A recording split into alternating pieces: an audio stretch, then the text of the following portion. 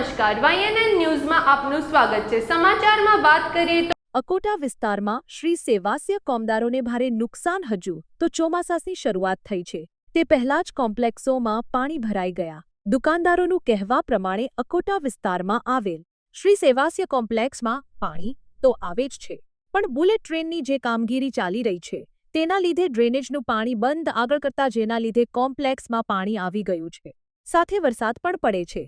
10 થી વધુ દુકાનદારોને ભારે નુકસાન થયું હતું। ખાસ કરીને સરકારી અનાજ કે જે ગરીબોને રાશન કાર્ડ પર મળે છે તેવું અનાજ 10 થી વધુ અનાજની બોરી બગડી ગઈ છે। હવે કે જો આવું નુકસાન થતું રહેશે તો દુકાનદારોને તેનું વળતર કોણ આપશે?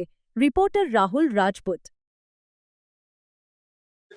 આ સેવા શોપિંગ સેન્ટર છે સાહેબ, પણ આ વરસાદના કારણે લોકો એટલા દુઃખી થઈ ગયા છે। તમે આ કોમ્પ્લેક્સમાં તમે આવીને જુઓ, આજુબાજુ આ લોકો ખાડો પાડીને ગયા છે પાણીનું, ખાડામાં પાણી નાખવા માટે કે રોડ પર પાણી ના ભરાય।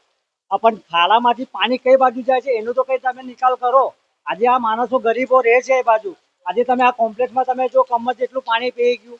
તમે બાજુમાં ઝુંપડપટ્ટી છે, તમે આજે ઝુંપડપટ્ટીમાં જઈને જુઓ કે કેટલા ઘરમાં પાણી પી ગયું, કેટલાનું અનાજ બગડી ગયું, કેટલાનું ગાડલા બચી ગયા। આજે છોટા છોટા બચ્ચા લોકો, આ લોકો ઝુંપડપટ્ટીમાં રહે છે, રોજે લાય રોજે ખાય છે, એમનું સેવા કોણ કરશે? આજે કોણ આવીને જોવે છે કે ભાઈ કેટલા પાણીમાં, આજે સમજો 20 ફૂટે વિસામંત્રી પાણી ભરાય તારે એટલું પાણી આ બાજુ સંજયનગરમાં કે સેવા શોપિંગ સેન્ટરમાં એટલું પાણી આવે છે।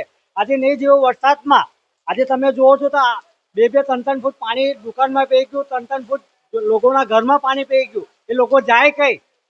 એનું રસ્તો કોણ કરશે? સરકારી અનાજ આજે તમે જોઈ શકો છો 20 થી 25 બોરીઓ પલ્લી ગઈ છે। આજે ગરીબોને કોણ અનાજ આપશે? આ દુકાનવાળો ઓછી આવવાનો છે? એ તો કે છે અનાજ બગડી ગયું, બસ ગરીબોને અનાજ કોણ આપશે? Mehboob Sheikh. Subscribe now and press the bell icon.